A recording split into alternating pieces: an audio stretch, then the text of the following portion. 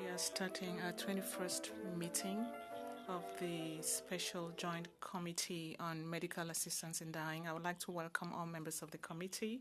I'd like to welcome witnesses and members of the public who are following this meeting on the web. I'm Mark Garneau, and I'm co-chair of the House of Commons for this committee. I'm accompanied by Honorable Yona Martin, co-chair of the Senate. Today, we are continuing a review of the provisions of the Criminal Code concerning medical assistance in dying and its implementation. And witnesses to keep their microphones muted unless they're recognized by name by the Joint Chair. A reminder that all comments should be addressed through the Joint Chairs. When speaking, please speak slowly and clearly. Interpretation in this video conference will work like in an in-person committee meeting. You have the choice at the bottom of your screen of either floor, English, or French. With that, I'd like to welcome our witnesses for panel 1, who are here to discuss the state of palliative care in Canada. As individuals, we have Julie Campbell, who is a nurse practitioner, joining us by video conference. We have Dr. Natalie Zan. We hope she will be on very soon. And finally, from the Christian Legal Fellowship, we have Derek Ross, Executive Director. Thank you all for joining us this morning. We will begin with opening remarks by Ms. Campbell, followed by Mr. Ross, and finally by Dr. Zan. Hopefully, Dr. Zan will have joined us by then.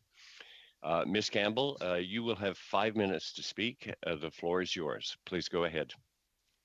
I want to thank you for the opportunity to speak with you today. I'm here as an independent nurse practitioner, MAID provider, and speak with the experience of supporting access throughout Ontario. I want to start by sharing my appreciation for your support of the CAMAP National MAID Curriculum Project, and also acknowledge the good work done to establish the waiver of final consent to allow patients to optimize fully their pain and symptom management without fear that a loss of capacity would limit their choices. This work can continue by establishing advance directives specifically to address patients with conditions that by their nature will progress to impair capacity. In previous testimony, you've heard references to the mounting research on the importance of early identification of patients to palliative care. I echo those comments and fully support education to integrate a palliative approach to care in all care settings. Practitioners involved with MAID share concerns about late referrals. Of 3,228 patients I was involved with who expressed an interest in MAID, only slightly more than half decided that MAID was the right choice for them. Many others did not proceed, but had a choice. I believe information can be a step towards reducing fear and uncertainty.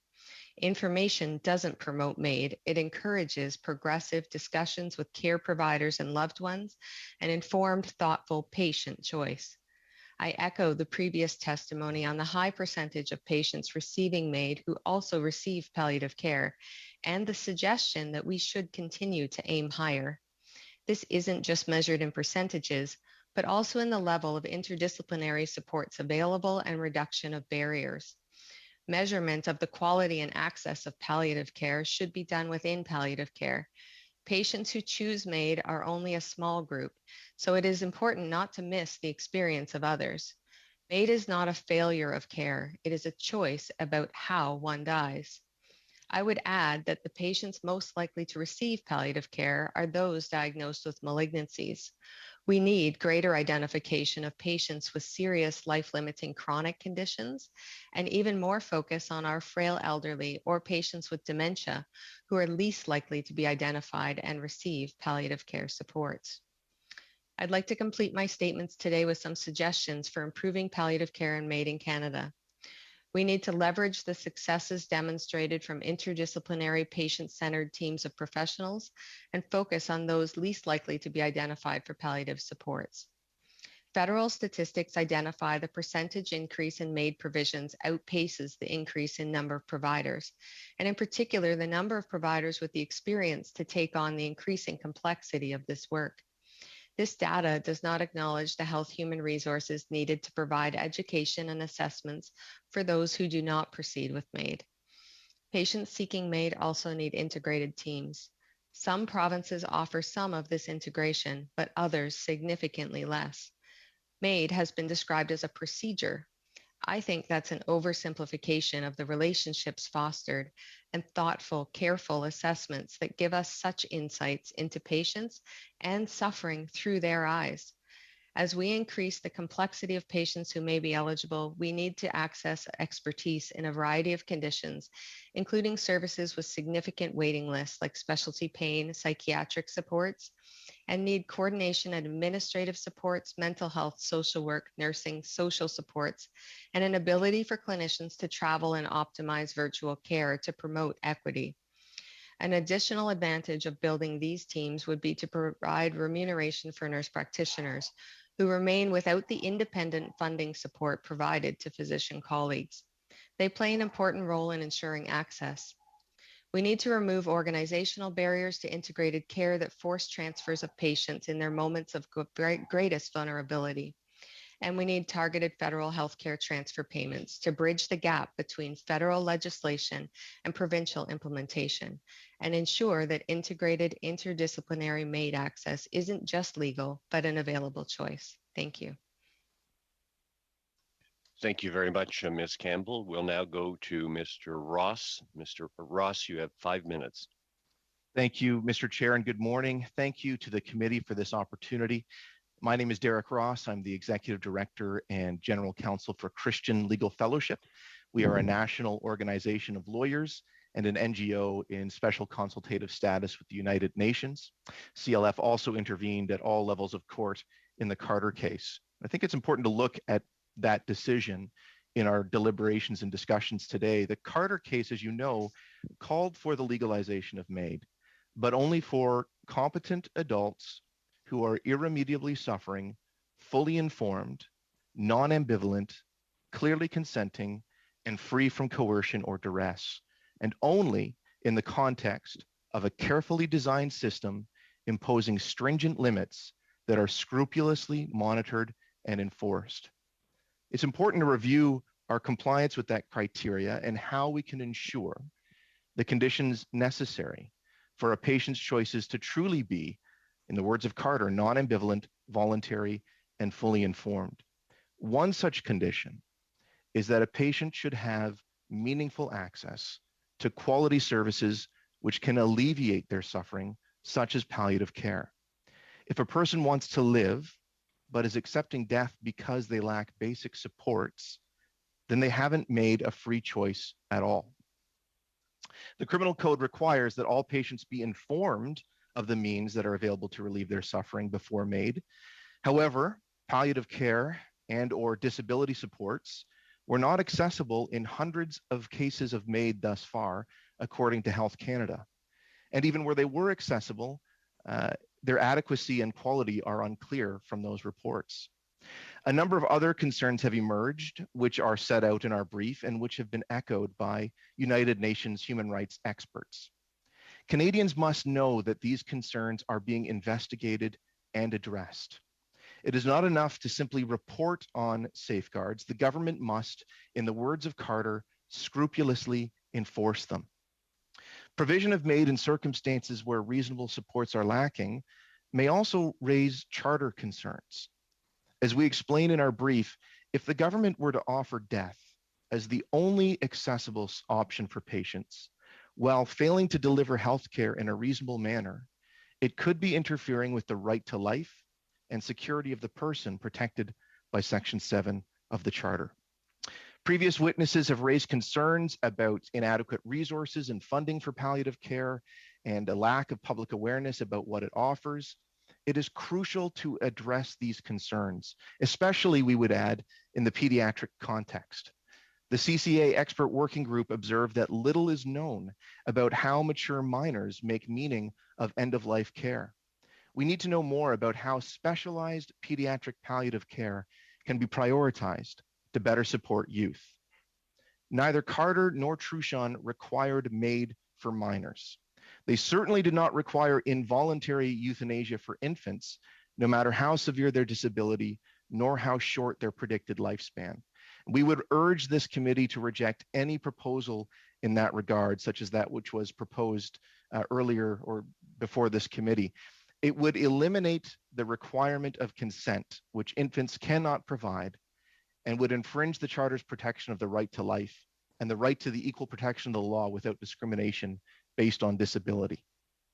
This is not to deny that Canadians of all ages who are suffering deserve better solutions. They do. And it is because they do that we must prioritize palliative care. So we would recommend that all patients not just be informed, but offered consultations with professionals who provide care to relieve their suffering, including palliative care, not just patients in Track 2, but patients in Track 1. We would also endorse the observation that the Senate Standing Committee on Legal and Constitutional Affairs made last year, that the Government of Canada should create an oversight body or mechanism to ensure compliance with MAID regulations and to oversee that appropriate accountability and medical care have been provided to all patients. I look forward to your questions and thank you again for the opportunity to present today. Thank you. Thank you very much, Mr. Ross. Before I turn it over to my co-chair, I just want to confirm with the, Dr. Zan has not joined us. So I'll now turn it over to my co-chair, Senator Martin. Thank you very much. And thank you to our witnesses this morning. Your testimony will be very valuable for the study that we are doing at this time. So we will begin with questions from the members of Parliament. And in the first, to begin, we will have Mr. Cooper. You will have 5 minutes. Thank you, Madam Co-Chair. I will direct my questions to Mr. Ross. Can you speak to the legal distinction between palliative care and MAID? We hear about the continuum of end-of-life care involving both palliative care and MAID. Can you clarify the legal distinctions? Yes, thank you very much for the question, Mr. Cooper. To address that, I would direct the committee to legal principles in a couple of areas of our case law and legislation. Starting with Carter, the trial decision in Carter itself, the trial judge defined palliative care and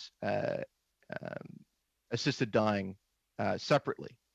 The court defined palliative care as treatment aimed at alleviating suffering, which aims neither to hasten nor to postpone death, but affirms life and regards dying as a normal process. That was at paragraph 41 of that decision. Assisted dying, on the other hand, involves the intentional termination of the life of a person at their request. So those practices were recognized as distinct in Carter. Palliative care exists to improve the quality of life throughout life and throughout the natural dying process. MAID involves an intentional act to terminate the life of a patient at their request. And in fact, in Carter, the trial court, after reviewing the evidence, observed that adequate palliative care can reduce requests for euthanasia or lead to their retraction. And so that also led to that actually sort of dovetails into my next question, and that is, can you speak to what the courts have said about palliative care as a safeguard in the context of MAID? Right. Yes. Thank you for the question. So yes, that also was something that was discussed in Carter, that as one of the aspects of ensuring that a patient who receives MAID, or at least who seeks MAID, has the benefit of informed consent, that the patient must have information about all available options. And in Carter, the trial judge said that the range of treatment options described would have to encompass all reasonable palliative care interventions in order for that informed consent standard to be met. The court also, in that case, the trial judge, required that the plaintiff be referred to a physician with palliative care expertise for a palliative care consultation before proceeding with MAID. That was something that the trial judge wanted the treating physician to certify. And that's also reflected in the preamble to the Framework on Palliative Care in Canada Act, which states that a request for physician-assisted death cannot be truly voluntary if the option of proper palliative care is not available to alleviate a person's suffering. That's referring to the final report of the external options, the final report of the external panel on options for a legislative response to Carter. So certainly the case law suggests and in fact affirms that information and access to palliative care is important in order for there to be informed consent for patients seeking MAID. Thank you for that. Now, you spoke about the Carter decision at some length. We hear a lot about autonomy, and the court certainly recognized individual autonomy in making a choice with respect to MAID. But the court also talked about balancing that against the real risks involving vulnerable Canadians. Can you elaborate on what the court said in that regard? Well, I think it's important to remember how the court in Carter framed the issue. The court said that MAID would be an exception, a stringently limited exception that would be scrupulously monitored, where stringent limits would be scrupulously enforced, precisely because there are inherent risks in any regime that permits assisted death. Thank you, Mr. Ross. Thank you very much. Next, we'll have 5 minutes for questions from Monsieur Arsenault. C'est Madame Fry. It's Ms. Fry who will take the first question. I'm sorry. Reversed the order by mistake, so you have the floor for 5 minutes. Thank you very much, Chair. I want to thank the witnesses for coming once again and exploring with us some of the questions that we need to ask about this very important topic. I think what I heard from Mr. Ross is that palliative care is an actual continuum of the spectrum of care as a person seeks MAID. So palliative care is an integral and important part of that. What I'd like to find out is that, as you well know, inherent in the Carter decision is the idea that this is about the patient's choice, fully informed, as you mentioned, but that is a normal part of practicing medicine, that you must fully inform your patients of all of their options in treatment and care before they start making choices. But if, as Carter said, this is about the patient's decision eventually, for whatever reasons, once they're fully informed, what do you think would happen if the patient decided that, given all that information, they did not want to go into palliative care? That's the first question I want to ask you. The second question I wanted to ask was whether or not you feel that if palliative care, which is a provincial jurisdiction, isn't readily available for this particular patient, and we've heard the stories that sometimes they're not ready or they're not available, or that the patient doesn't have that ability to live a life because they don't have the support systems. If all of that is there, and if that is available to them, do you believe that they must have palliative care, or do you believe that it still is an option based on informed consent? Well, thank you so much for those thoughtful questions, and I'll do my best to address them. They are very important.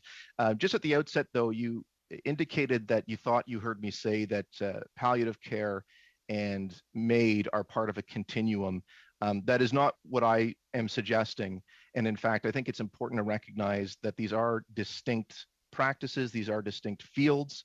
That was recognized by the Framework on Palliative Care in Canada. Yes, I understand that. And I'm sorry if what I'm saying is there is a continuum of care in any care. The whole bandwidth of care that's available to a patient. Palliative care is part of that. MAID is another part of that. I'm not suggesting that the two are conflated. What I'm suggesting is that given fully informed consent, do you think that the patient A under Carter has the right to refuse palliative care? And do you believe that, in fact, if palliative care and everything is available, that the patient eventually is the one who will make that decision? Yes, thank you for the question. Yes, I think Carter is clear that a patient cannot be forced to undergo treatment that is unacceptable to them. So that is certainly part of the consideration. But I think, as you said, the emphasis here is on a patient's choice. And so what we're trying to emphasize today is emphasizing the choice for patients who are seeking palliative care, or at least who want to explore it, but currently don't have the ability to do so because of a lack of access or lack of information. And that is so important for us to be emphasizing in this question around choice. So I'm sorry, Mr. Ross, I don't have a lot of time, and I want to ask you one more question. Given that there is spottiness in terms of the provincial jurisdictions and the availability in different provinces, what do you think the federal government should do in order to ensure that patients have their full choice?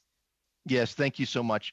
That is such an important question. I think first and foremost, there needs to be a prioritization of this issue at the federal government level. They've done some great work with the framework, but that needs to be implemented, and that requires very close and concerted coordination and implementation with the provinces. One thing I think the federal government can do is prioritize the reestablishment of the Office of Palliative Care, which would be an office in the federal government to help coordinate these efforts and ensure that this is a policy priority being advanced and being worked in conjunction with the provinces.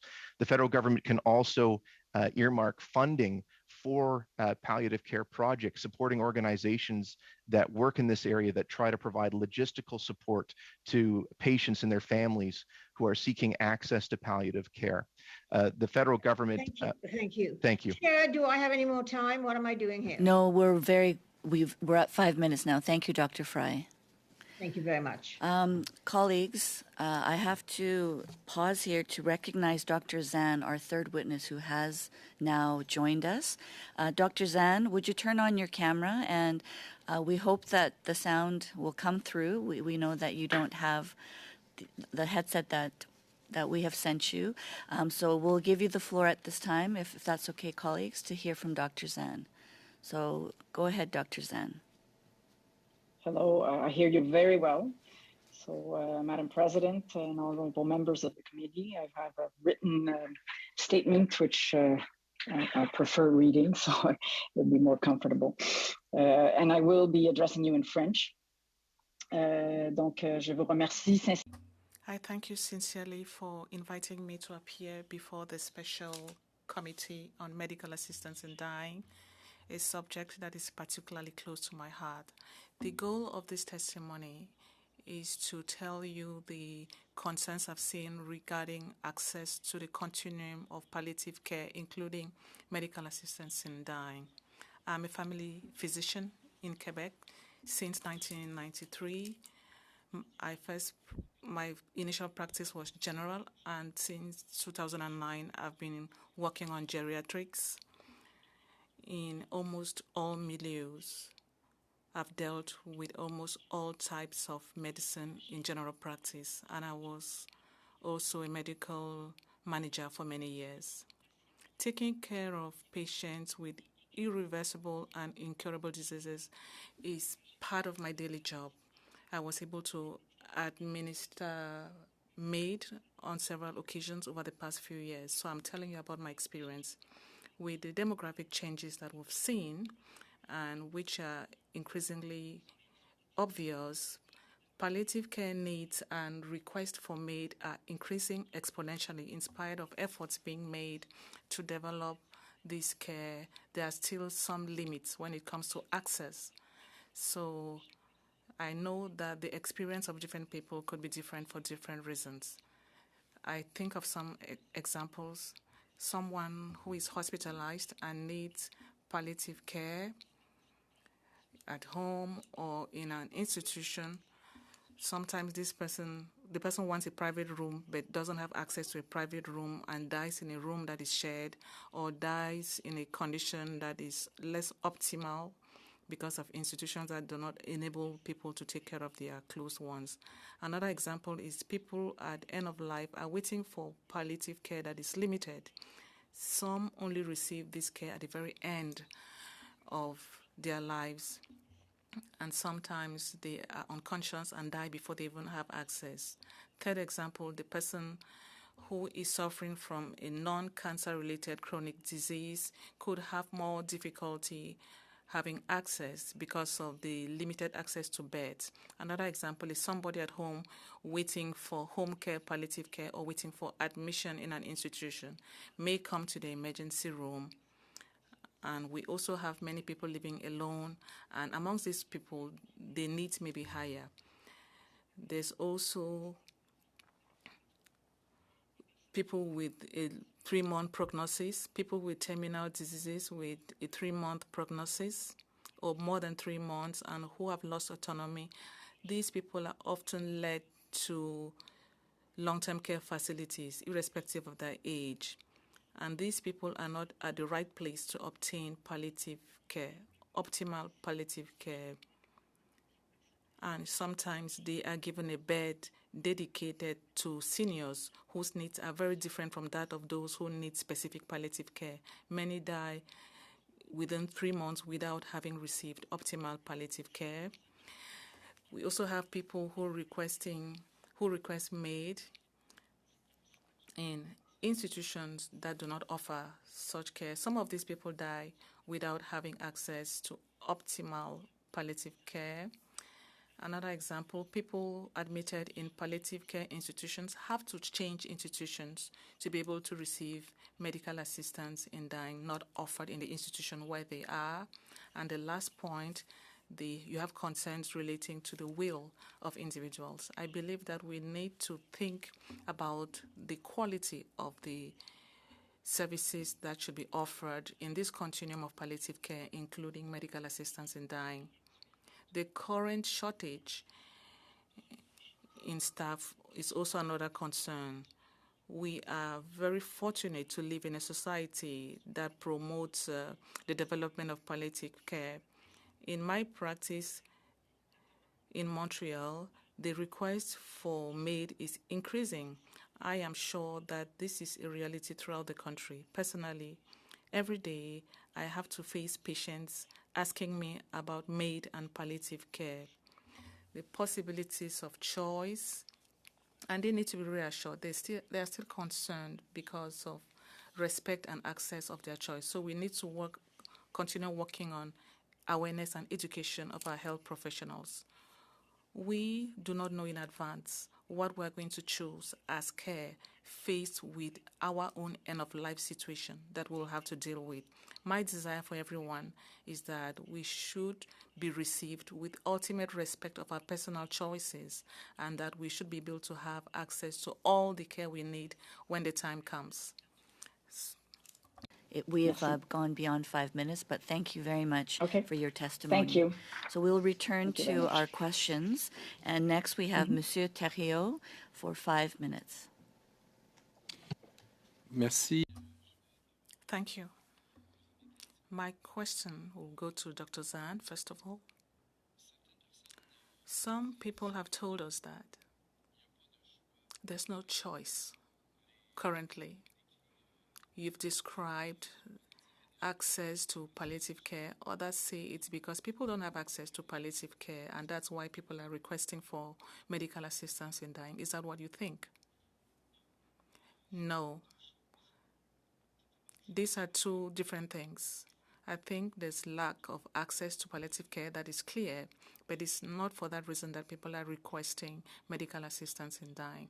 I think the two must remain accessible, but these are not, medical assistance in dying is not a replacement for palliative care. So you have indicated that all patients that are at the end of life stage, less than 3 months to their end of life stage, are dealing with issues of access to care. But you added something that has just blown me away.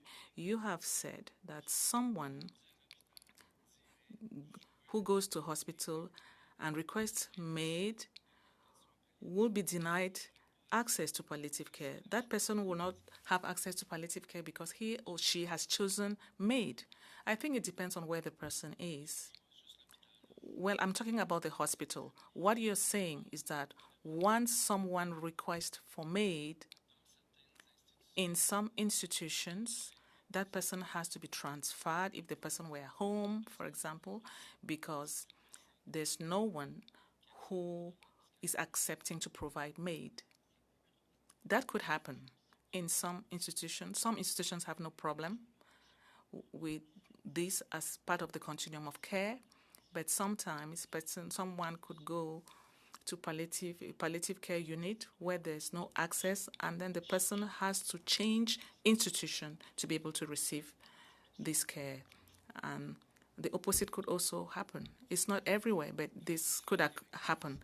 The Quebec law ensures that, well, there are people who say that there's palliative care that covers a lot more than end-of-life care. The Quebec law is entitled the Law on End-of-Life, the End-of-Life Act. Yes, you've said palliative care is a full part of the end-of-life care. But what Quebec has done is that they have said amongst the end-of-life care, there could be a request for MAID, and that request should be accepted. The title is not the Act on Medical Assistance in Dying. It's entitled End-of-Life Care, and it includes the fact that a patient, in all serenity, could request MAID because it's part of death. And in that case, it would not be seen, as Ms. Campbell said, as a failure of palliative care. Is that your opinion?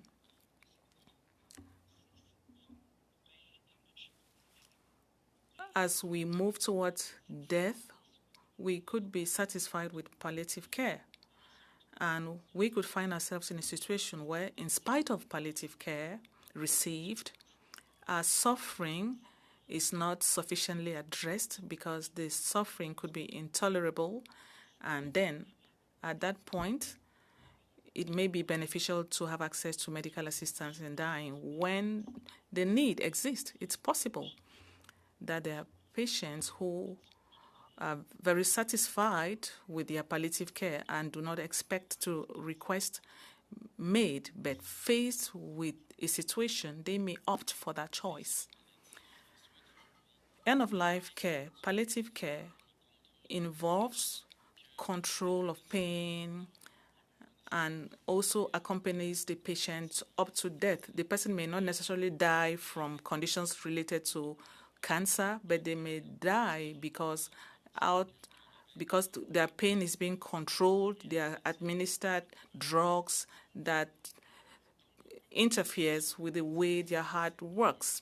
So palliative care is not necessarily an act that may be leading slowly to death. Can we say that?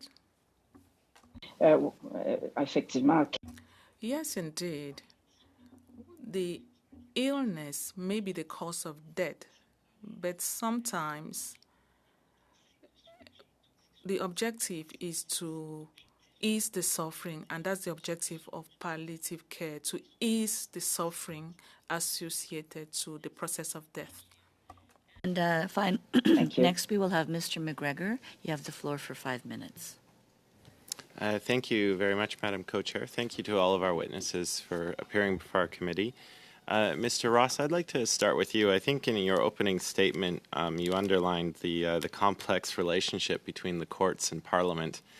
And throughout our study, we, of course, Section 7 charter rights have come up frequently, but mostly in the case of, people having the right to determine what kind of care they want, what kind of decisions they want to have over their own body.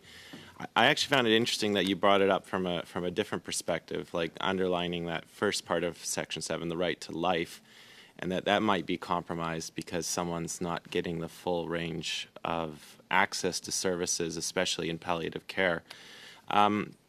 To your knowledge, is there any individual or group of lawyers in Canada who are bringing a charter challenge from that perspective at this moment? Yeah, well, thank you very much for that question. I believe that there was a statement of claim issued by Roger Foley, and I would have to go back and check where that litigation currently stands. But at this point, this issue hasn't been explicitly addressed by the courts in a written decision. But we do feel that there certainly are charter issues engaged here. And just to play that out, if you look at some of what the Supreme Court of Canada has said about the right to life, in Shaiuli, the court said that the right to life is engaged where evidence shows that the lack of timely health care could result in death. And in that case, the court also said that delays in obtaining medical treatment, which affects patients physically and psychologically, could also trigger the protection of Section 7's security of the person. In Carter, the court said that the right to life is engaged where the law or state action imposes an increased risk of death on a person, either directly or indirectly. So yes, if we have a regime where certain basic health care or supports are needed by a patient, but they're not available, and instead only death is effectively being offered as the only accessible solution, and the government has not acted as it should in securing adequate supports that would otherwise lead a person not to seek death, then I think Section 7 is engaged. And sorry to interrupt. My time's running out. I do want to continue on with you, though. You did make, you were talking about, like when it comes to, you were talking about the legal distinction between medical assistance in dying and palliative care. But in actual medical settings, we do have people or patients who are often in palliative care and make the decision that they want to transition to medical assistance in dying, and often it's happening in the same place. So while I agree, you have the legal distinction, but practically it's often happening in the same place.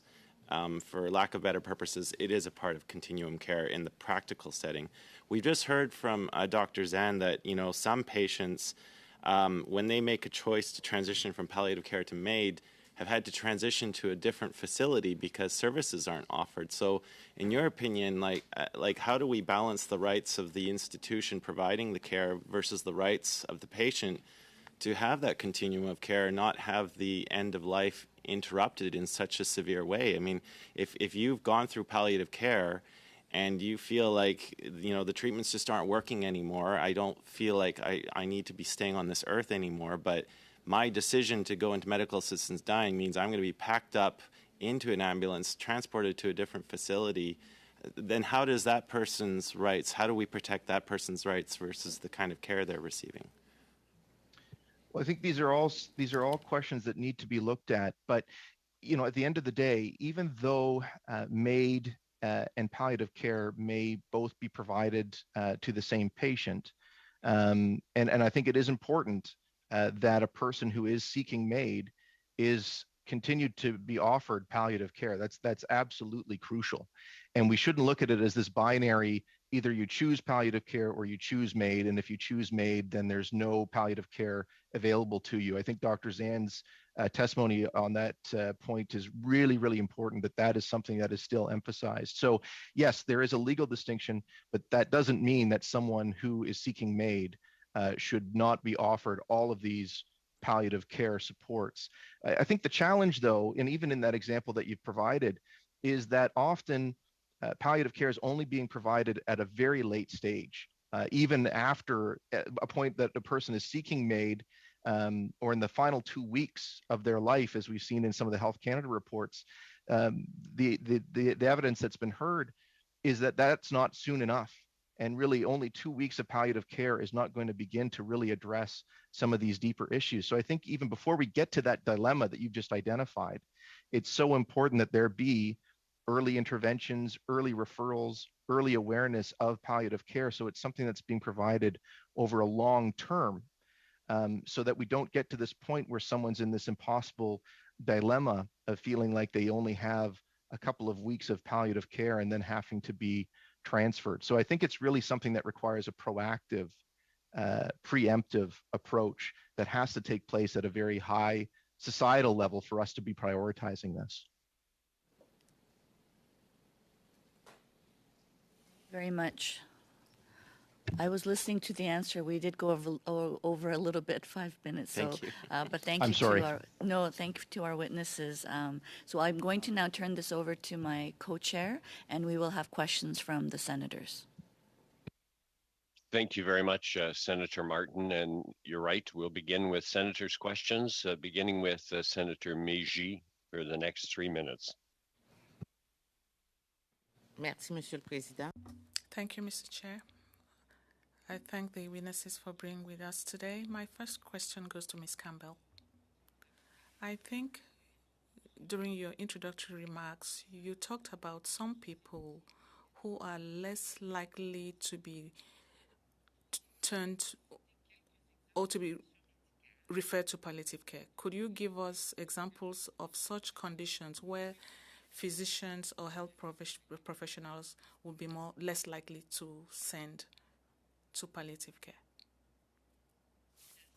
For the question, patients with chronic life-limiting conditions, so ALS, COPD, those type of patients are less likely to be identified. Even less likely to be identified are our frail elderly or patients with dementia. And I think this is really important to see patients for the whole of who they are and all of the complexities of their conditions added together to consider where are they on the trajectory of life and identify early when we can intervene with palliative care to give them the best quality of life. Merci beaucoup, Madame. Thank you very much. My second question goes to Dr. Zahn. If I understood you well, besides geriatrics, you've also worked in palliative care and you've administered MAID. In terms of definition and criteria, I would like you to clarify the difference between what continuous palliative sedation does versus MAID. In terms of eligibility criteria, yes, eligibility criteria. What are their roles? Because very often the two are conflated. Sometimes someone is supposed to be in palliative care and receives palliative sedation, continuous sedation, and it's as if it's MAID. No, it's different. I've never administered palliative sedation. MAID is really an act that is quick, faced with a patient that is very conscious of the situation and their choice. Palliative sedation is also a choice, but could also take place when the patient is no longer conscious, and sometimes it's a family's choice. Generally speaking, I would really go for MAID because it's the patient's choice to experience their end of life that way. Administration is different. I imagine that palliative sedation could take place more in a palliative environment where drugs being administered are not enough, and that is added. But in the context of MAID, from my experience, the two things I imagine could be interchanged. but it's a patient's choice to receive MAID.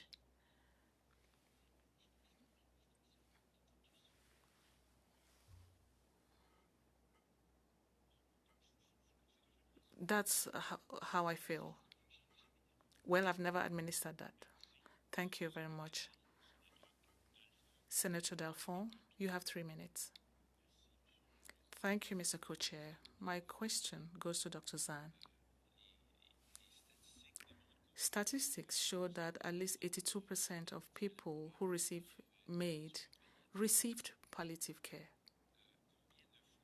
How many times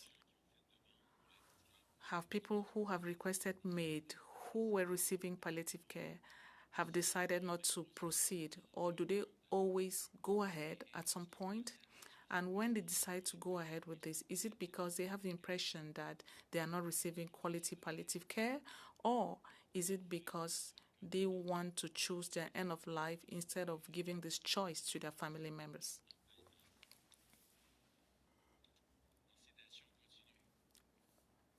For the family members to choose continuous sedation for them.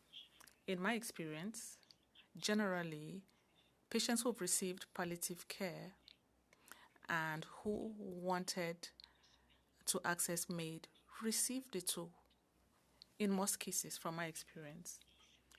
And this was a decision that was taken after much thought. A patient may be admitted with a terminal condition and receive palliative care. And then as the health situation evolves, often they're already thinking about MAID, and then we have a discussion about that at the same time that the patient is receiving palliative care. Sometimes these people could change their minds. Most often, they don't change their minds. Most of the people who are thinking about receiving MAID often receive that care, even though they're also receiving palliative care. Some witnesses express the fear that people are in palliative care, then at some point they request MAID when they are not feeling well because they feel that their existential problems are not being taken care of, and then they're turning to MAID. What do you think about that? Do you take that into account? It is clear that there are situations like that. In my experience,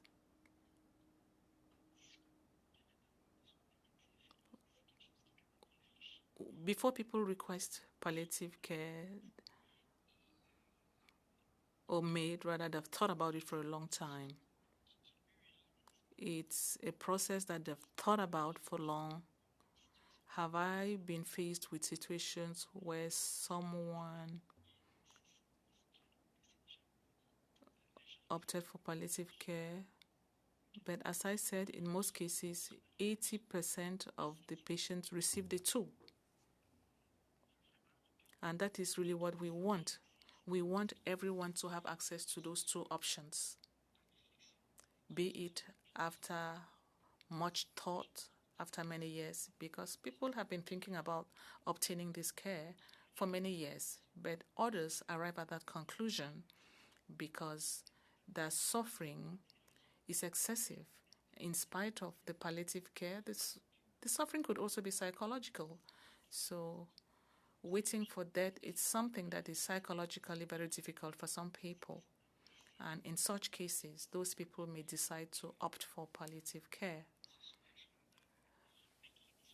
In spite of palliative care, yes, pain could be reduced and so on, but when it comes to existential suffering, that is difficult to ease, even with optimal palliative care. Thank you. That's okay.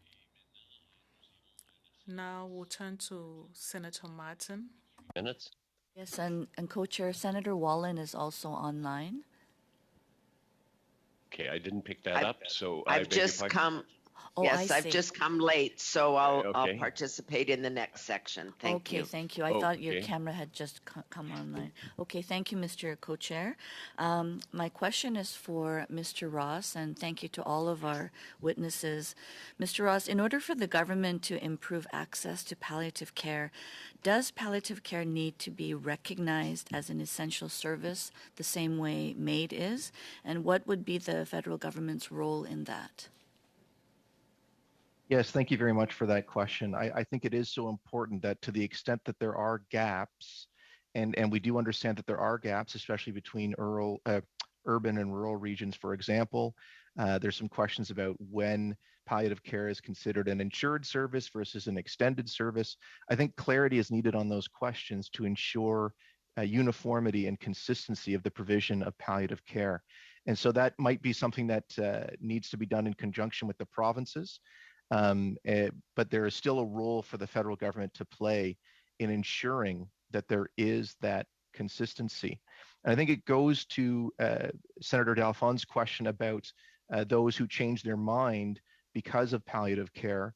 The third annual report that we have from Health Canada does provide some information in that regard. It tells us about the reasons why individuals withdraw their request for MAID.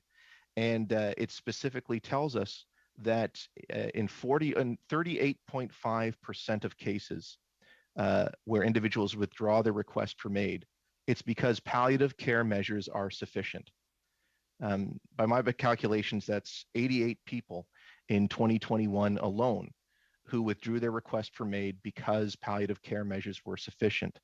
And so how much more would that be informed by broader access, wider access to palliative care across the country where we see these discrepancies? Another area of focus I think that the federal government can emphasize is research and funding research and getting more information and data and standards about these issues, working with the provinces to improve training for medical students, for other healthcare professionals, so that there's great awareness of what palliative care does. And especially, as I mentioned, in the area of pediatrics, where many regions don't have specialized pediatric palliative care. And that's so crucial, I think, for this to be emphasized moving forward. I think you've touched on my second question, which is sort of more broadly, what should the federal government do to improve access to care? But I'm in hearing about the specialized care, that's quite concerning too, is that, or do we have enough specialists to address the very specialized palliative care that would need to be offered? Yes, that's exactly right. And again, I think for a lot of people, myself included, I had a lot of misconceptions and misunderstandings about what palliative care is. I think a lot of people assume that it's just sort of this last minute attempt to help people. It's something that really does a lot for a lot of people at various stages of life with various conditions. And there needs to be greater awareness of this as an option so that individuals know, especially those that are struggling with some of these decisions, that they do have options available to them other than MAID. And it's so crucial that we, for those options to be realized, that we have the funding, the infrastructure, the training, the public awareness, and that this is something that's emphasized and prioritized, because ultimately, all of us, involved in these discussions on these issues, we have different approaches and different ideas, but we all share a commitment to wanting to help people who are suffering. That's what everyone here is wanting to do. And how do we best support individuals who are suffering? We need to ensure that we are giving them the support to live with dignity and that option is available to them. And so I think that's where, especially this emphasis on palliative care is so important. Thank you very much, Senator Martin. This brings our panel to a close. I'd like to thank Ms. Julie Campbell, le Dr. Nathalie Zahn, and Derek Ross from the Christian Legal Fellowship for appearing this morning at an early hour and providing your views and answering our questions. Very much appreciate that in the context of our review and examination of palliative care and where medical assistance in dying might fit in with that. So thank you very much, all witnesses. And with that, we will suspend briefly and prepare for our second panel. Thank you. Thank you.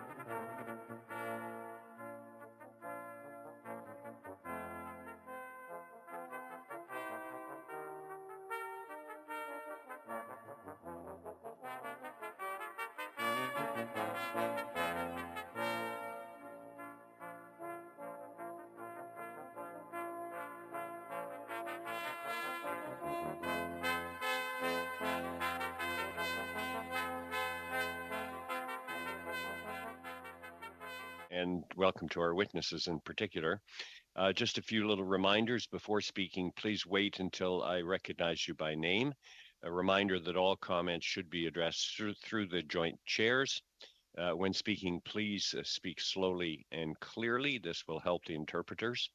Interpretation is available in 3 options: floor, English, and French. And when you're not speaking, please, of course, mute your microphone. With that, I would like to welcome our witnesses for panel 2, where we are here to discuss the issue of advance requests primarily. As individuals, we have, nous avons Monsieur Serge. We have Mr. Serge Gauthier, Professor Emeritus, appearing via video conference. We also have Nancy Guillemette of Quebec, also by video conference, and pending the arrival, hopefully soon, of Dr. Sandy Buckman, Chair and Medical Director of the Freeman Center for the Advancement of Palliative Care, North York General Hospital, and past President of the Canadian Medical Association. Thank you for joining us, and we'll begin with opening remarks nous allons commencer avec. We will start with Mr. Gauthier with 5 minutes, followed by Ms. Guillemette, and we hope that Dr. Buchman will be joining us shortly. Monsieur Gauthier, vous avez la... Mr. Gauthier, you have the floor for 5 minutes. Thank you very much, Mr. Chair. Good morning, everyone. I am a neurologist specialized in the diagnosis and care of persons living with dementia, particularly Alzheimer's disease. Over the years, many people without symptoms but at risk of dementia because of family reasons or light symptoms spontaneously asked if they can write advance requests to receive medical assistance in dying if they reach a certain stage of their condition. Some even wrote down a text spontaneously with the assistance of their family members. They signed it as well as their spouse, while knowing that such a document was not yet valid. Some people even said that without that option,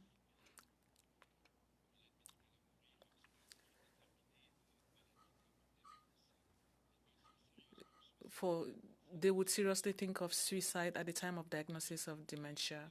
And there's medical literature available to that effect. So there's a real need expressed by a segment of the population who is discussing this openly with their family. The difficulty I foresee is not that they'll write down a document with the help of their family or a notary. It's rather clarification of which stages of dementia will create difficulty during application of their early or advanced request. Let me be more specific.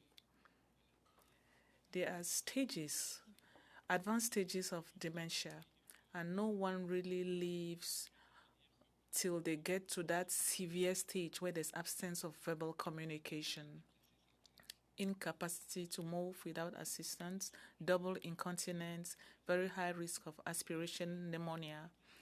a stage where it's a terminal stage where death is expected within 12 months. Conversely, if the person wants to receive MAID before that terminal stage, but after having been declared incompetent, that would be a moderate to severe stage, but not terminal stage. It could be more difficult for the designated representative and the clinical team to agree that the pre-selected stage has been reached. Finally, after a diagnosis of dementia, people may decide to receive MAID while they're still competent, thus at a mild stage of their condition. And I think that at this point, their choice is clear and valid. So my message for the committee is to consider the stages of disease in your deliberations and to help people plan in advance for the realization or implementation of their choice at the appropriate time. Thank you for your interest in this issue. Thank you, Mr. Chair. Thank you very much, Mr. Gauthier. Now we'll turn to Ms. Guillemette. Ms. Guillemette, you have 5 minutes. Thank you. Co-chairs, honorable members of the Joint Special Committee on MAID, thank you for giving us time this morning. I am the CAC member of Parliament for Dorval, and I chaired work in my area on the evolution of this issue in Quebec. As you know, the Quebec law relating to end of life was implemented in 2015, and since then is the End of Life Commission that considers requests for MAID. Quebec society is therefore able to monitor the number of deaths and have a clear picture of the situation and to ensure the right conditions for administering MAID and make sure that those conditions are respected. We can also assess and better understand the suffering of people requesting for MAID. For Quebec to continue evolving in this direction, a special committee was set up in March 2021, and this is a commission that is involves members of various parties, and I was chair. The objective was to assess possible extension of MAID for incompetent people and those suffering from mental illness. So in the course of our work, we met more than 80 people or organizations, more than 200 hours of consultations and exchanges. There was also online consultation that allowed Quebecers to express themselves. There were 3 main issues that guided our reflections. People who are incompetent to consent to care, can they obtain MAID when they do advance directives or an advance request? People who have only a single problem of mental illness, should they be allowed access to MAID? If so, what are the criteria that should allow MAID for such people? So the Commission submitted its report on the 8th of December 2021. This report contains 11 recommendations. It's important to say that the 11 recommendations were arrived at unanimously, and they are the outcome of the reflections of the people of Quebec faced with this issue. Members of the Commission recommended that advance requests should be allowed for people who are suffering from serious and incurable diseases that lead to incompetence. It's also recommended that the idea of informed decision be clearly stated, and there should be a designated representative who would help take the decision and support the physician. But members of the Commission realized that there was no social consensus on the incurable and irreversible nature of mental illness. So we recommended that MAID should not be extended to people who were suffering only from mental illness. So the Commission feels that the issue is too important not to have social consensus. So the Quebec government tabled a bill in May 2022. That bill is proposing that MAID be granted to people who have been diagnosed with a serious and incurable disease that leads to incompetence, as well as people. Or rather, in the bill, they also talk about people with certain neurological diseases. But at the Commission, we did not study such a disability, so I will not be talking about this today. Unfortunately, members of the National Assembly did not have time to complete study of this bill before the elections were announced. So the bill will come back, will be retabled during the new parliament. So Quebec has always been a leader on the topic when it comes to MAID and end of life. We want to continue working on the basis of consensus on behalf of the people of Quebec. Thank you for your attention, and I'm now willing to take your questions. Thank you, Ms. Guillemette. Before I hand over the mic to my co-chair, Mr. Clark, could you confirm that Dr. Bergman is not with us? No, he's not with us. Let's hope he joins us soon. So now I'll hand over to the co-chair, Senator Martin. Both of our witnesses this morning. Your testimony will take us into this next questioning period, just to draw more insights and what you have to offer us. So our first 5 minutes will be Madame Vien. And so, Madame Vien, you have the floor. Merci, Madame la Présidente. Thank you, Madam Chair. Good morning to all of you. Ms. Guillemette, welcome. Congratulations for your elections in Roberval. We follow that with a lot of interest. Since I don't have much time, I'll go right the way to the point. You are right that Quebec is a leader on many issues. When it comes to end-of-life care, I was at the government at the time when the legislation was adopted. I'm sorry? Is now here. Would you like to hear the witness first? That might be helpful. Allons-y. Okay. Yes, thank you. Thank you for joining us. I hope you're ready to go into your testimony. You will have 5 minutes.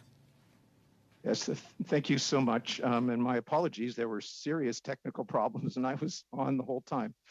Good morning, bonjour, and thank you for asking me to appear before you today. My name is Sandy Buckman. I'm a palliative care physician, chair and medical director of the Freeman Center for the Advancement of Palliative Care at North York General Hospital in Toronto, and I'm a former president of the Canadian Medical Association. I spend much of my time providing home-based palliative care, and for a number of years, I have provided care to those experiencing homelessness. I'm also a MAID assessor and provider. My comments today may be appreciated through the lens of 3 important areas for both palliative care and MAID: access, equity, and compassion. I will also share some of my concerns regarding current and future states of practicing palliative care and MAID. In Canada, we have several exemplary palliative care frameworks, such as Health Canada's 2018 framework on palliative care in Canada, as well as many province-specific documents.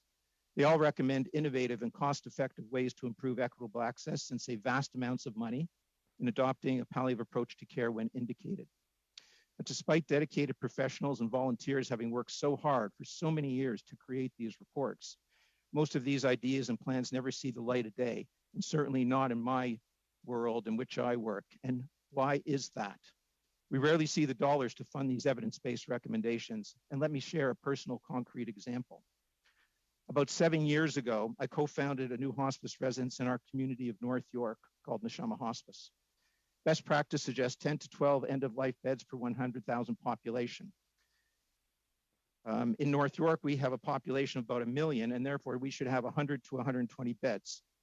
I will tell you that there are 0 palliative care unit beds and 0 hospice residence beds in our area.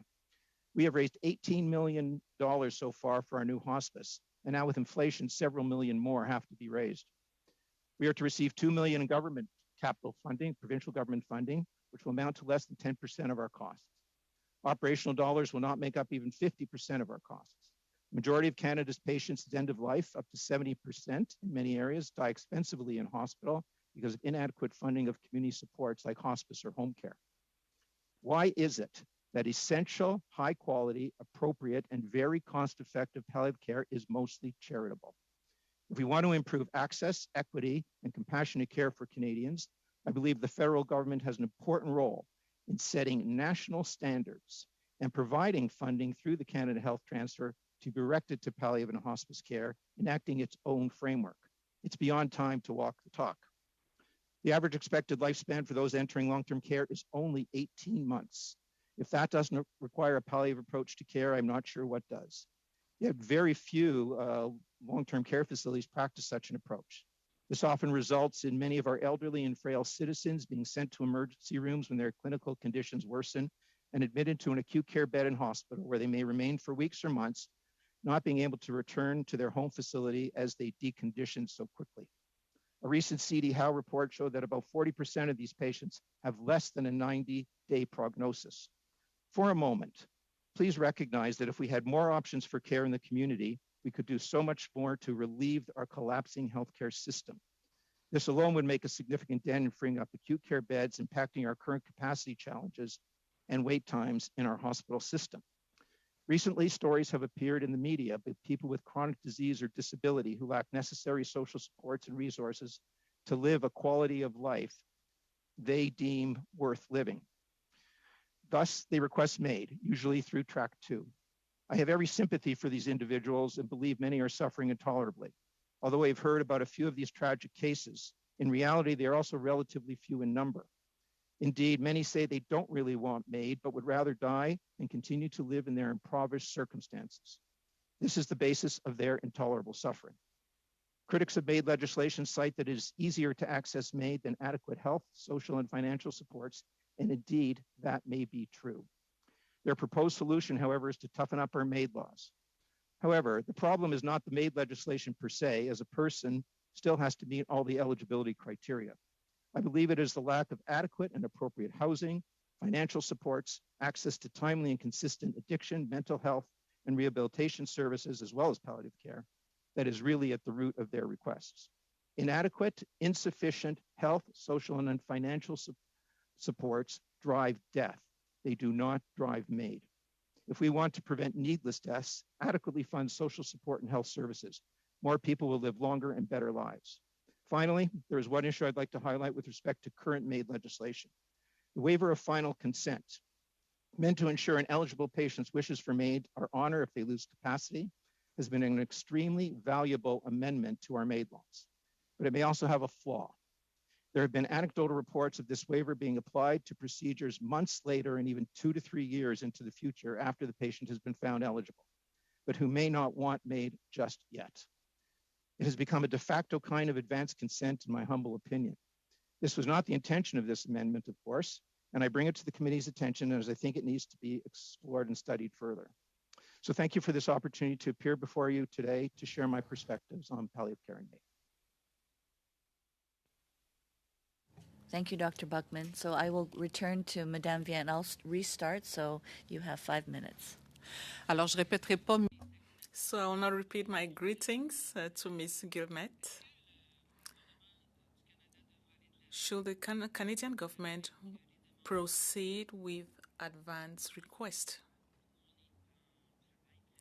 We are currently working on tabling a bill once again, which we want Quebec to adopt because the report we tabled was a unanimous report, so we are hoping that Quebec will adopt that legislation. But I'll leave it up to Canada to continue its own work. But we've always been a leader, and I'll leave it up to the federal government to do its own work.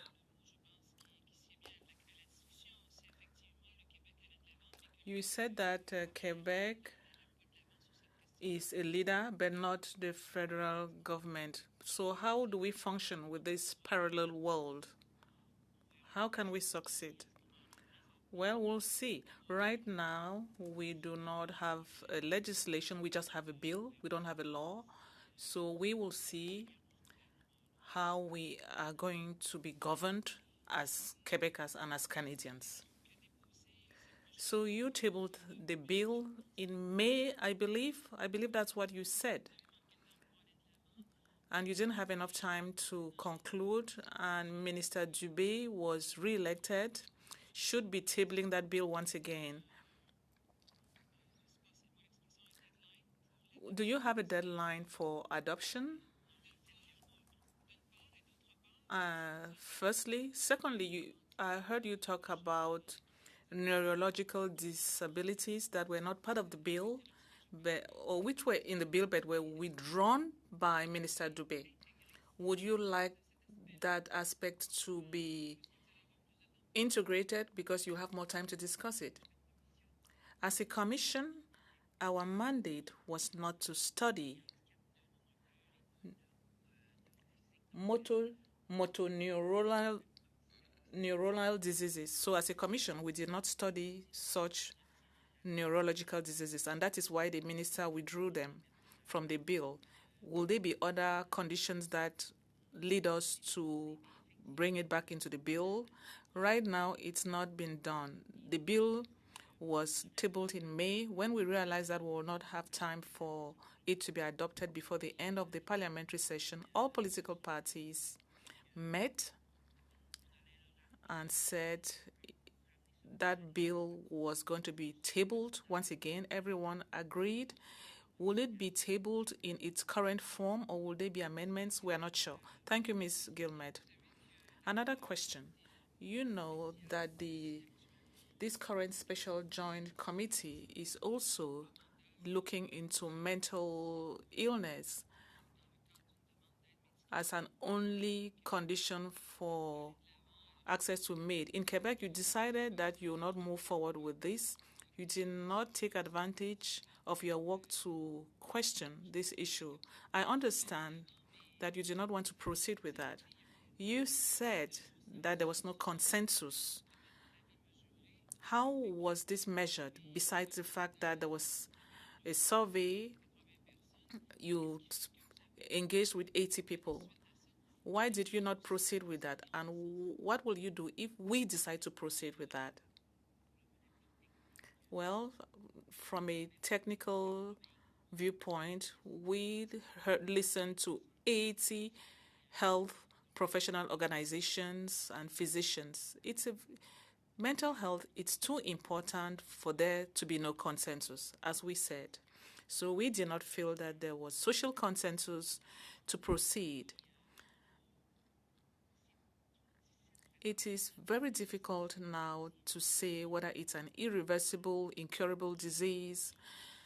And the topic is so important. So we felt that right now we will not make a recommendation with that. Maybe in the future another commission will work only on mental illness. But for us, with the data we had and the social consensus to extend MAID to mental illness alone, we were not able to proceed. For somebody who has mental illness but who is also suffering from another disease, that person may be eligible for MAID. The person may not necessarily be put aside simply because he or she is suffering from mental illness. The issue is if the mental illness is the only issue. Now talking about the federal law and the provincial law, we will see how the federal government deals with it. Surely, there will be adjustments to be made. Thank you. We have Mr. Arsenault. You will have the floor for 5 minutes. Merci, Madame la Coprésidente. Thank you, Madam Co-Chair. Thank you, witnesses. It's always a pleasure to listen to your testimonies. They help us a lot to advance in our work. I'll start with Mr. Gauthier. Dr. Gauthier, thank you very much for your introduction. It's the shortest I've heard since I've been sitting in this committee, but there was lots of information. As a lawmaker, and it was very relevant, but concerning advanced requests. If I understood you well, you agree with advance requests. You want that MAID should allow for advance requests, particularly for Alzheimer's disease because it's your specialty? Maybe you talked about different stages. I have a question divided into two. Up to what point, as from what moment, in your opinion, should someone initiate an advance request? Because you talked about patients you knew who were afraid that they could suffer from this disease because they have had family members who suffered from it. So some people may be making advance requests whereas they have no symptoms of Alzheimer's disease. Right now, I think the consensus is that there should be a clearly established diagnosis at an advanced stage. You can't have MAID because you're anticipating a future illness. Conversely, you could write down your preferences even without having a declared disease. We know that when there are cases of incompetence, there's a clause, for example, if I have a heart attack, and so on and so forth, and if I cannot recover, if I don't have a legal representative, I would prefer this or that extraordinary maneuver. Could we add MAID to such desires? I don't know. But to answer your specific question, right now, I think we should wait for a specific prognosis, a diagnosis. So if we have a specific diagnosis, maybe I have Alzheimer's that has started or some form of dementia. If I were to sign a document saying that at this stage, as you explained, I would like that I be provided with MAID. How can you, for a lawmaker, how can we define that stage X, when the courts, physicians, and legal experts will agree that that's the right time, that is the line? That's a good question. I will try to make it operational for the committee. At the beginning of Alzheimer's disease or at the beginning of dementia, people are still competent. And that's the time we are preparing our paperwork. It could last 1 year, 2 years, 3 years. For as long as the person has not yet been declared incompetent, that person may decide to sign whatever they want and request MAID if they want. If there's no, The other extreme is a terminal stage when the person has no hope of living beyond a certain number of months. I think that people have already expressed the desire that if they get to a terminal stage of a neurological disease, they would not like to continue living. Now there's the intermediary stage. We've been declared competent, but we are still interacting with the environment. There's a level of mobility. It's about 2 or 3 years, and that's where there may be a problem. A stage of recognized incompetence. Well, you talked of recognized. What is that stage of recognized incompetence, according to your profession? Is when a judge has accepted to grant the mandate for incompetence on the basis of a report that is supported by psychosocial work. There's no change in the current law. Perfect. Ms. Gilmet? I have 40 seconds left. Ms. Gilbert, do you have anything to add to those advance requests, on the issue of advance requests? What is important is the self-determination of the person. We worked a lot on that. As Dr. Gauthier said, there are advance requests that are now possible, but the advance request for MAID is something else. I also think that it's part of the continuum of palliative care. We could have palliative care and request for MAID here in Quebec. Thank you very much. That's all my time. Thank you. Thank you very much. Next, we will go to Monsieur Thériault. You have 5 minutes. Madame la Présidente. Madam Chair, before I start counting my time, I have a point of order. In the notice, it stated that she was representing the government of Quebec. So I would like to know if she's here as a lawmaker, as a representative of the government of Quebec, or as an expert. So we need to be clear on that. But my understanding is that she's representing the government of Quebec. Can that be clarified? I just want to know, Ms. Guillemette. I was sent here to represent the government of Quebec, but I was also the chair of the commission. Very well, it's perfect. We just want to make a difference between the government and the legislative process that you participated in and which you chaired. Thank you very much. So we can start counting my time now. Dr. Gauthier. On C7, I think I asked you this question already. My colleague asked you the same question. At what point can we consider that a patient could make an advance request? You talked about stage 3 and stage 4. Do you maintain your answer? Thank you for the question. Right now, we are avoiding the use of figures because we are changing the nomenclature for Alzheimer's stages. Now we've gotten to 6 stages. 3 are before dementia. So let's avoid using figures for now because we are changing the naming of those stages. What is important is that we use the tools that are already available. Somebody is competent up to when they are declared incompetent by the court on the basis of a medical document and a psychosocial document. Perfect. Now, I followed the work done in Quebec. There were lots of questions concerning contemporary suffering or existential suffering, happy dementia. What do you think of all that?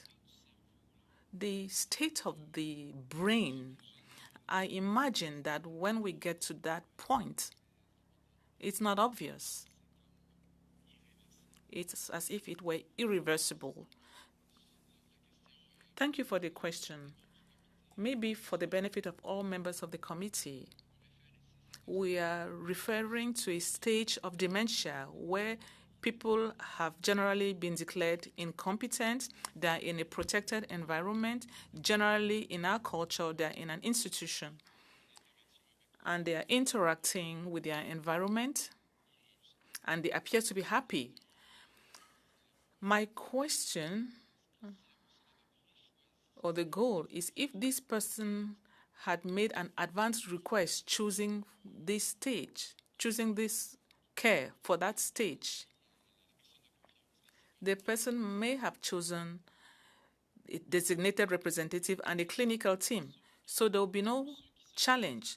So for those who are still asking questions, could we say everything is based on the third person?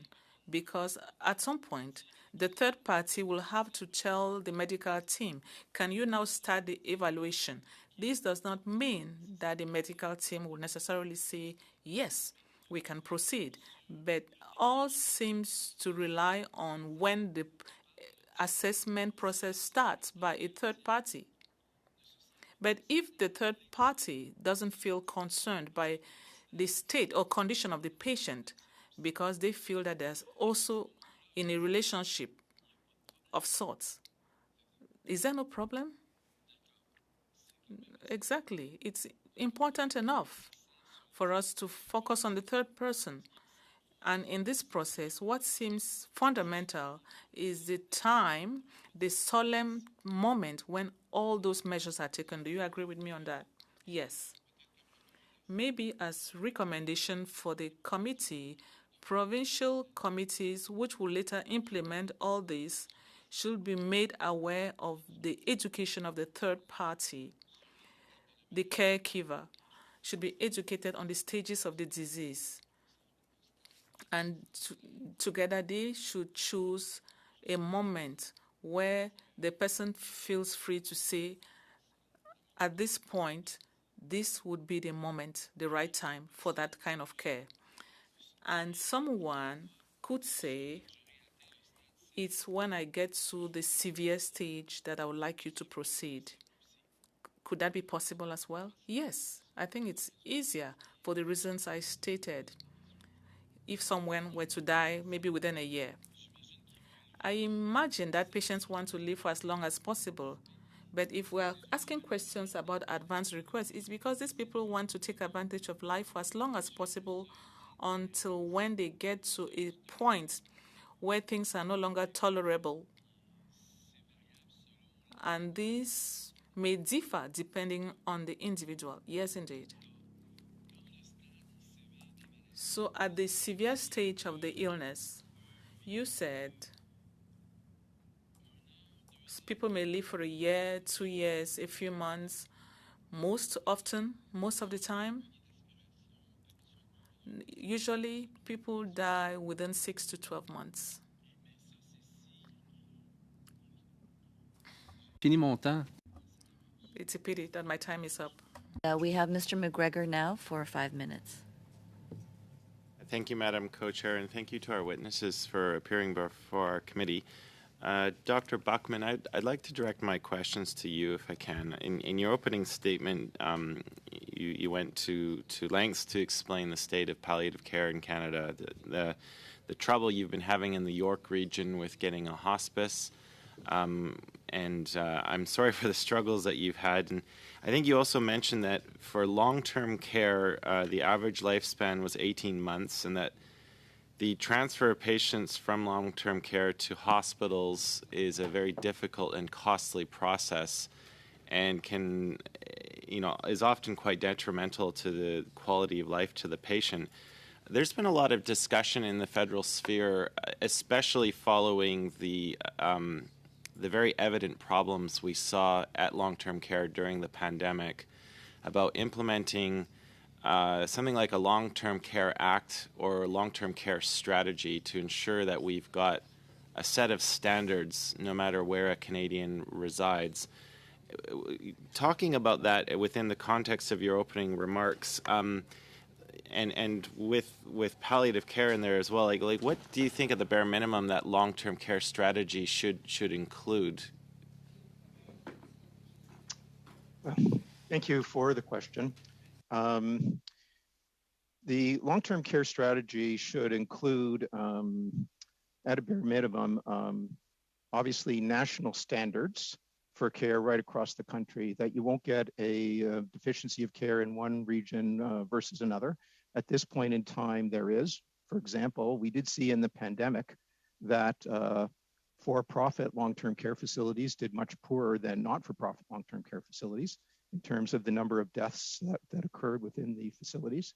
So we need bare minimum national standards, and some of those national standards should include hours of nursing care and personal support care that each minimum but optimal number of hours that each resident should get. It should include architecture that includes private rooms and all the latest standards for prevention of infectious disease.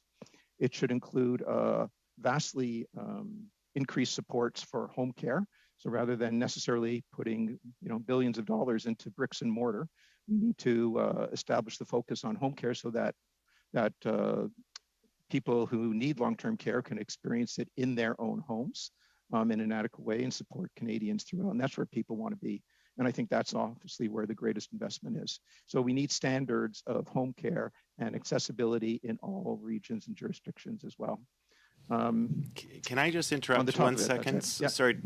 And you were talking about the costs. Can you give the committee an example of like the differences in costs for someone who meets the end of their life in hospital? They might fall into medical distress, but they're at their end of life care versus what it would be like in a hospice. I mean, because the system is buckling under extreme costs right now, and you did take some time to talk about the efficiencies that are present, not only in economic terms, but also just the quality of care if we can invest more in hospices. So I'll give you some example. The latest data I have, though, and it's old data, but I just think it can be scaled up in terms of the number of dollars, is from the Ontario Auditor General's report of December 2014. 1 day in hospital for an end-of-life patient would cost $1,100. To scale it up to, you know, 2022 dollars. 1 day in hospital cost $1,100. Palliative care unit in an institution would cost about $700 a day. A hospice residence would be $450, and home care would be $100. So if we took in Ontario, for example, 70,000 patients, 100,000 people die, but about 70,000 die in hospital per year. If we took, say, half that amount, say 35,000, and moved them to, say, hospice residence, for example, it would be a saving of about $650 per day per patient. Each patient's average length of stay is 21 days. We took 35,000 times 21 days times, $550 of the difference. That comes into hundreds of millions of dollars. And it's the money up front that's resistance. So hence my hospice only receives about 6 or 7% of the necessary funding to be established. And I think, why aren't we considering that essential healthcare? It makes sense. It's the quality of care that people want and deserve, and is very cost effective. Thank you. We'll turn this over to my co-chair for questions from the senators. Thank you, Senator Martin. We'll start with Senator Meji. Sénatrice, vous avez 3 minutes. Senator, you have 3 minutes. Thank you, Mr. Chair. I want to thank the witnesses for being with us. Good morning, Dr. Gauthier. My first question goes to you. Without talking about the stage in terms of figures, can the person write down on their document for advance requests something like, when I can no longer recognize my close ones, when I'm suffering from double incontinence, when I have this or that disability? What do you think? Just to clarify us as a professional, following the interaction you had with my colleague, our colleague, Mr. Theriault, I have the feeling that you are for a concept that exists now. Could the person say that there could be an additional safeguard when there's dementia, and explain what should happen when the person gets to that stage? Let me immediately address the second part, which is an easy one. Yes, we can add a clause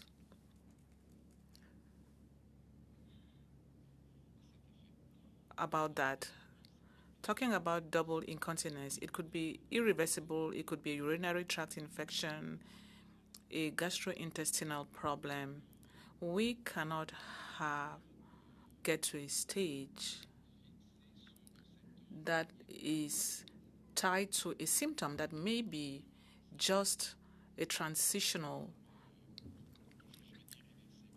symptom. It has to be irreversible to say that the person has reached a stage that justifies MAID. Thank you. I have time for one brief question. Still for you, Dr. Gauthier, do you think that we could include neurocognitive diseases in the advanced measures? Yes, that's a very good question, because it's the new designation in the international classification, and in Quebec is being increasingly used in clinics. Major neurocognitive disabilities. It's possible that your committee may have to use those two terms, because the term major neurocognitive disability is being used as an equivalent for dementia in many administrations now. Thank you very much. Thank you, Senator Meji.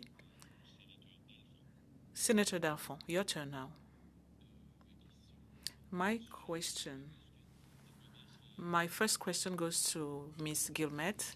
Ms. Guillemette, your commission noted that there was widespread social consensus for early requests for MAID while expecting neurocognitive disabilities. For example, in the criminal code, should we provide for certain criteria? Or could we say that advance requests will be allowed as provided for by provincial legislation, something to that effect? I do not really have I do not have a legal competence, but I think, yes, it's important to state when the person can raise the flag to say, I think that my loved ones had reached the criteria he or she had set, as we respect their self-determination or auto-determination. Has the person gotten to the stage of happy dementia? There's existential suffering, and for us, this is very important. This was very important during our commission's work. I think it should remain. When it comes to all that has to do with justice, I will not speak to that because it's not my area of expertise at this point. And as I said a while ago, we will wait for the law to be adopted in Quebec, and then we'll see how it's adopted, because all we are saying now is mere speculation. I understand that there was somebody from the University of Laval and a report on advance requests, but I understand that the Commission hasn't gotten to that. But there's an expectation of waiver of final consent, and I understand that in Quebec, there's a process that will be engaged. So maybe it may be added that a third party will be designated to ensure respect for the person's wish. So maybe there could be several stages, but I understand that we are not yet there. Maybe in the law, all that will be clearly defined, but as a commission, we did not go to that extent. And since it's a bill, what form it will take at the end, I can't say. But we needed criteria that had to be provided by the person when that person was still competent. At any point during competence, that person can change the criteria. But there was one criterion that was important: existential suffering. The existential suffering. What about the happy suffering part? Happy dementia. Yes, to better clarify the situation, what we are trying to avoid is not to leave it up to the medical team to decide. It's huge. So we wanted to have a good legal framework, and that will make things easy for them. Thank you, Senator Dalphond.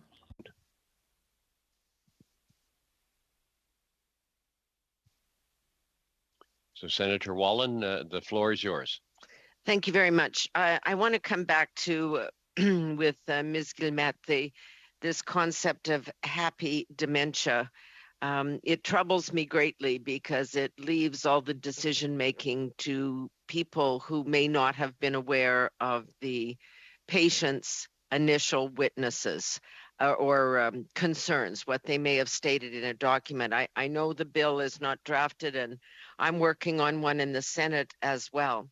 Do you think it is reasonable, and is it therefore reasonable for legislators to propose this, that a person who fears they may be a victim of a neurocognitive disease or a dementia or an Alzheimer's because of family or other considerations, do you think it is a reasonable proposition that they create a list, a set of criteria for which they want and when they want made to be used, and that they name third-party substitute decision makers who've agreed to that both in advance and throughout the process in constant consultation with MAID providers, other medical or legal professionals? Is that a reasonable thing for us to do as legislators? If you're asking me, yes. La personne, Sorry. No, go ahead. The question was for Ms. Guillemette first, and we have time. Dr. Gauthier, I'd love to have a comment from you.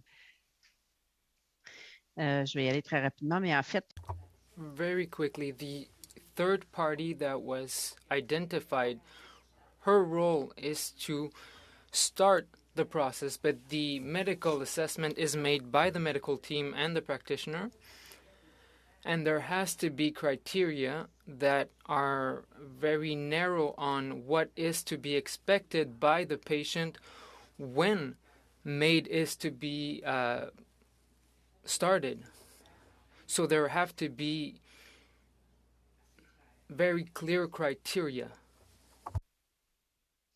Okay, Dr. Gauthier, do you think we can actually do that? You've talked about the 6 stages and the defining, but we also know that these are diseases that are very individual, and it may be hard to categorize people, which is, of course, the very essence of an advanced request.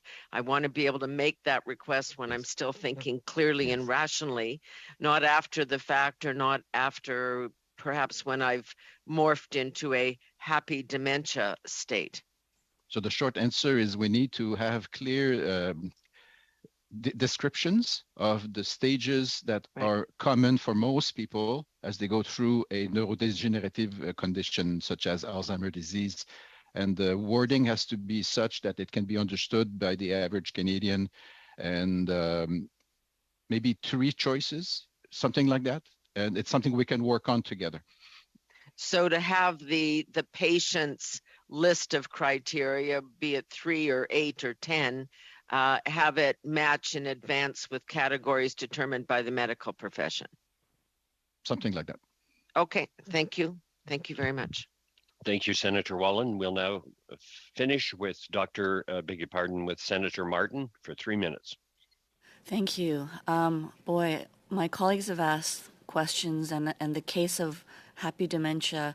My mother suffered from dementia and recently passed away, and I'm the eldest daughter, so I feel like I'm just hearing my life described and all the different possibilities, and it's very individual. It's so complex, and you're right, Madame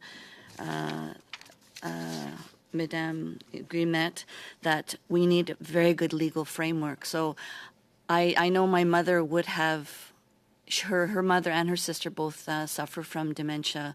I know that I'm at risk. So this is a very important area of discussion for me. But I wanted to just, say that as policymakers, we need to find that fine balance between patient autonomy and managing the inherent risks that come with it. So I wanted to sort of really ask the question of what do we need to do to ensure that we find that right balance between autonomy and fully informed consent given these inherent risks. And I think many of you have touched on that in some of the responses, but maybe I can start with Madame Guillemette first. En fait, je dirais...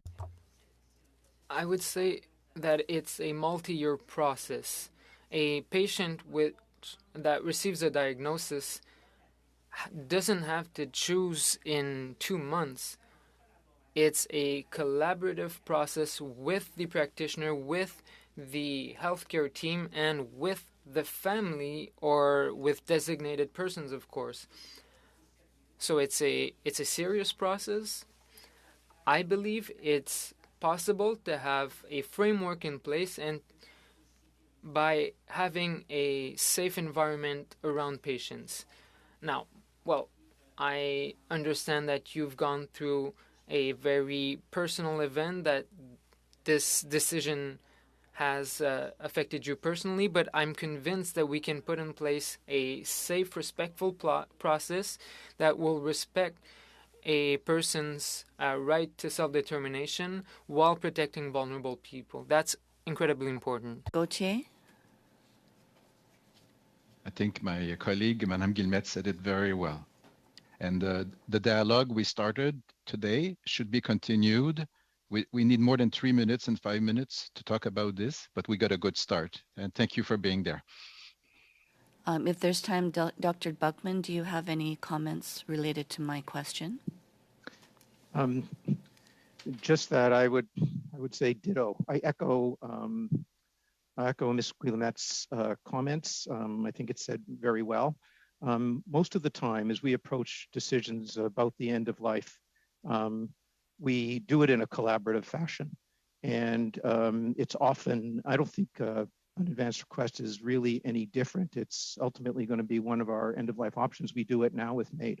Ultimately, it's the person's decision, him or herself, right? That's the autonomy and dignity that we're trying to protect. So, and sometimes there will not, the challenge I guess I see is that sometimes individuals don't have that relationship with loved ones or other substitute decision makers.